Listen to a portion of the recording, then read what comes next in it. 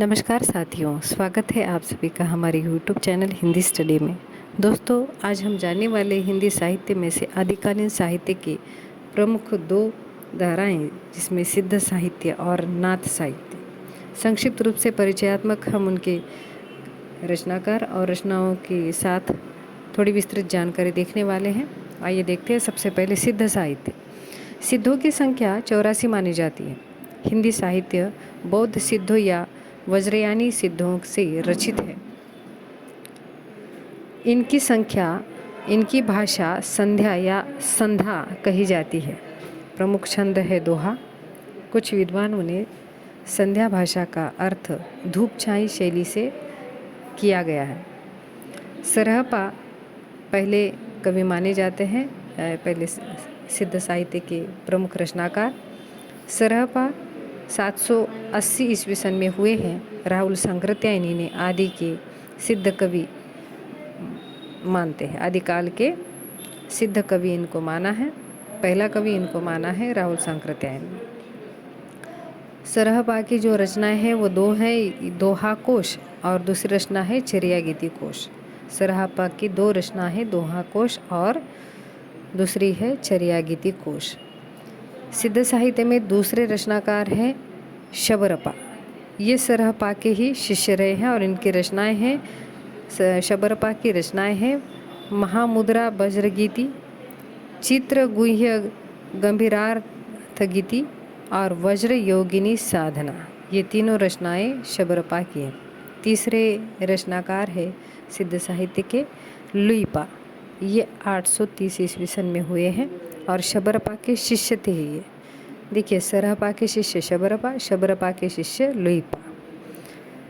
लुइपा कायस्थ थे। इन्हें सहज धर्म का प्रथम आचार्य कहा गया है। ये सर्वोच्च साधक रहे हैं। चर्या विनिश्चय नामक ग्रंथ इन्होंने लिखा है। फिर से दोहराते हैं, लुइपा का ग्रंथ कौन सा है? चर्या विनिश्चय, ये ग्रंथ है। अगले है सिद्ध साहित्य के साहित्यकार कंडप्पा। जालंधरप्पा इनके गुरु थे और इनकी रचना है दोहा कोश। बौद्ध सिद्धों के पद और दोहों का संग्रह बौद्ध गान और दोहा नाम से संपादक रहे इसके आचार्य महावीर आचार्य या महर्षि हर प्रसाद शास्त्री। चर्यापद का संपादन श्री फणींद्र मोहन वसु इन्होंने किया है। फणींद्र मोहन वसु ने चर्यापद का संपादन। सिद्ध साहित्य के दोहा साहित्य का दोहा कोश संकलन प्रबोध चंद्र बागची राहुल जी ने दोहा कोश के नाम से सरहपा की कविता का संपादन भी किया है। तो अब देखते हैं आदिकालीन साहित्य में नाथ साहित्य। नाथ संप्रदाय द्वारा लिखित साहित्य को नाथ साहित्य कहा जाता है और इस संप्रदाय में योगियों को कनफटा या दर्शनी साधु भी कहा गया है। नाथ पंथ का आधार वज्रयान शाखा है। आइए देखते हैं। नाथ संप्रदाय में सबसे पहले आते हैं आदिनाथ।